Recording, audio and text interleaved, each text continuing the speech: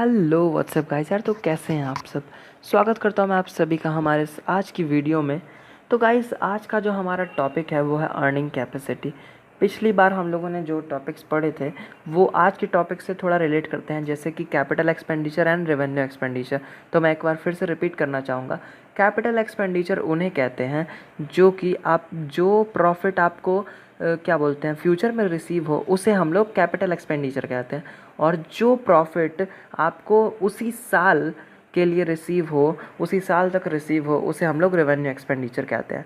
तो आज हम लोग शुरू करते हैं अपना पहला टॉपिक से, जिसका नाम है अर्निंग कैपेसिटी। ठीक है, तो गाइस अर्निंग कैपेसिटी, अब एक इंसान की अर्निंग कैपेसिटी क्या होगी? या तो वो जितना कमा रहा है उतनी रहेगी, या फिर फ्यूचर वाइज वो बढ़ती जाएगी। कोई भी इंसान ये नहीं चाहेगा कि उसकी जो अर्निंग कैपेसिटी है वो घट जाए या फिर कम हो जाए, ठीक है ना।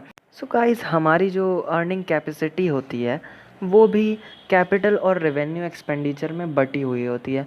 तो हमें उसे भी पहचानना आना चाहिए कि हमारी जो इनकम है वो कौन सी इनकम है, या तो वो कैपिटल होगी या तो वो रेवेन्यू होगी, ठीक है ना। तो अब इसके लिए भी हम एक एग्ज़ाम्पल लेते हैं। मान लीजिए आपका एक सिनेमा थिएटर है, ठीक है ना। तो और वो लगभग 20 से 30 मीटर का है, ठीक है। और उसमें मैक्सिमम टू मैक्सिमम 200 से 250 लोग पर डे आकर बैठ के और आपकी फ़िल्म देख के जाते हैं, ठीक है ना। कोई भी फिल्म आप जो लगाते हैं, ठीक है। अब आपने सोचा कि भाई इससे ज़्यादा मुझे अपनी इनकम करनी है, तो आपने जो 200 से 250 चेयर्स थी उनको बढ़ाकर, वहाँ का सरफेस एरिया बढ़ाकर, और आपने 300 चेयर्स तक कर दी, ठीक है। और जो वो क्या बोलते हैं सिनेमा थिएटर का जो साइज़ था उसे भी बढ़ाकर, जो 20 से 30 मीटर तक का था वो आपने 40 मीटर्स तक कर दिया, ठीक है। तो अब उससे क्या होगा कि आपका कैपिटल एक्सपेंडिचर बन जाएगा, ठीक है ना। क्योंकि आपने वो उसमें एक बार लागत लगाई, एक बार आपने उसमें एक्सपेंडिचर किया, लेकिन अब उससे आपको फ्यूचर में कई बार, आपको फ्यूचर में हर बार उससे मैक्सिमम टू मैक्सिमम प्रॉफिट मिलेगा, ठीक है ना। तो ये एक बेस्ट एग्जांपल हो गया आपका कैपिटल एक्सपेंडिचर का, ठीक है।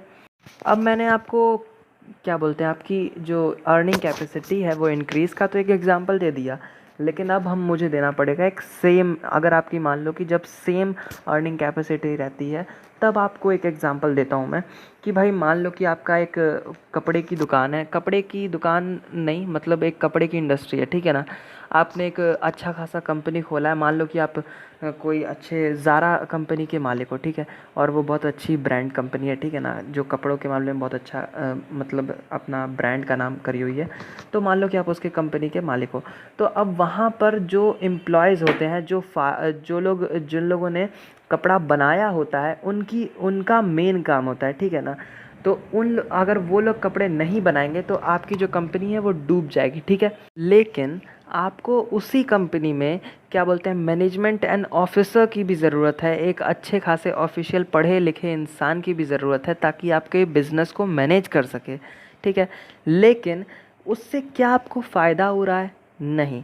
उससे आपको रियल प्रॉफिट, अगर सही में मेन प्रॉफिट माना जाए तो आपके वो जो वर्कर्स हैं उनसे आपको मेन प्रॉफिट हो रहा है, ठीक है ना। तो हम लोग यहाँ पर यही कहेंगे कि आपकी जो सैलरी है या फिर जो इनकम आ रही है वो सेम रहेगी, ठीक है ना।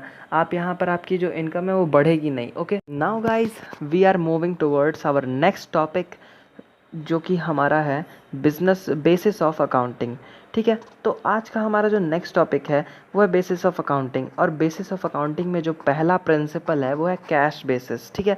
तो इस बेसिस के थ्रू या फिर इस प्रिंसिपल के थ्रू ये कहता है कि जब भी आप अकाउंटिंग करते हैं, मान लो कि आपने ये प्रिंसिपल फॉलो किया आपने अकाउंटिंग प्रिंसिपल में, ठीक है। तो अगर आप ये प्रिंसिपल फॉलो करते हैं तो आपका जो भी रेवेन्यू होगा या जो भी एक्सपेंडिचर होगा, मान लो कि आपको प्रॉफिट हुआ कम से कम 1.5 लाख का, ठीक है। तो अगर आपको उस साल वह 1.5 लाख रिसीव हो चुका है तब आप उसे नोट करेंगे, अगर नहीं रिसीव हुआ है तब उसे आप नोट नहीं करेंगे। या फिर आपको कोई एक्सपेंस करना था, कोई खर्च करना था, लेकिन आप उस साल नहीं कर पाए तो नहीं लिखेंगे आप उसे। लेकिन अगर आपने खर्च कर दिया है तो आप लिख देंगे, ठीक है ना। यहाँ पर इसका मेन फंडा जो है वो ये कहता है कि अगर आपने वो चीज़ कर दिया है जो आपको उस साल करना था तब वो तो चीज़ रिकॉर्ड हो जाएगी, लेकिन आप अगर नहीं कर पाए तब आप नहीं करेंगे। फॉर एग्ज़ाम्पल यहाँ पर देखते हैं जैसे कि यहाँ पर लिखा है कि रेवेन्यू जो कि रिसीव हो चुका है हमें वो है 1 लाख रुपए, ठीक है। और जो रेवेन्यू नहीं रिसीव हुआ है हमें वो है 50,000 रुपये, ठीक है। और जो एक्सपेंडिचर हम लोगों ने जो खर्चा किया है वो तकरीबन 20,000, और जो नहीं किया वो है 30,000, ठीक है। तो अब हम लोग कैश बेसिस के हिसाब से इसको कैलकुलेट करेंगे, तब हम लोग रेवेन्यू में उसी को लिखेंगे जो हमें रिसीव हुआ है, और एक्सपेंडिचर में हम लोग उसी को लिखेंगे जो कि हम लोगों ने खर्च किया है।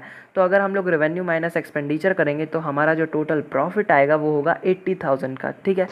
अब लेकिन अगर हम लोग जो हमारा नेक्स्ट टॉपिक है वो है एक्रूअल बेसिस, जिसके बारे में अभी बताऊंगा, अगर उसके हिसाब से देखा जाए तो ये बिल्कुल भी मैच नहीं करता उससे। गाइस हमारा जो नेक्स्ट टॉपिक है वो है एक्रूअल बेसिस, इसी के बारे में मैं बताता हूँ। तो इस प्रिंसिपल के थ्रू ये कहता है हम लोग को कि भाई अगर हम लोग कोई भी रिकॉर्ड कुछ भी रिकॉर्ड कर रहे हैं अकाउंटिंग में, तो हम लोग को ऐसे रिकॉर्ड करना पड़ेगा जैसे कि ये इसमें लिखा हुआ है कि अगर मान लो कि आपके पास रेवेन्यू है 1 लाख रुपए, ठीक है, जो कि आपको रिसीव हो चुका है, और उसी साल आपको 50,000 रिसीव होने वाला था लेकिन नहीं हुआ, और जो एक्सपेंस आपने खर्च किया वो है 20,000, और उसी साल आपको 30,000 खर्च करना था लेकिन आपने नहीं किया। तो अब यहाँ पर आपने किया हो चाहे नहीं किया हो आपको लिखना पड़ेगा, ठीक है ना।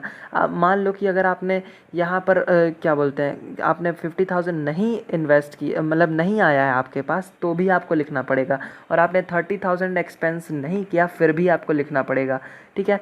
तो यहाँ पर हम लोग लिखते हैं तो फिर हमारा जो टोटल प्रॉफिट है वो है 1 लाख रुपीज़। तो इसे हम लोग अक्रूअल बेसिस कहते हैं। तो thank you guys for watching this video.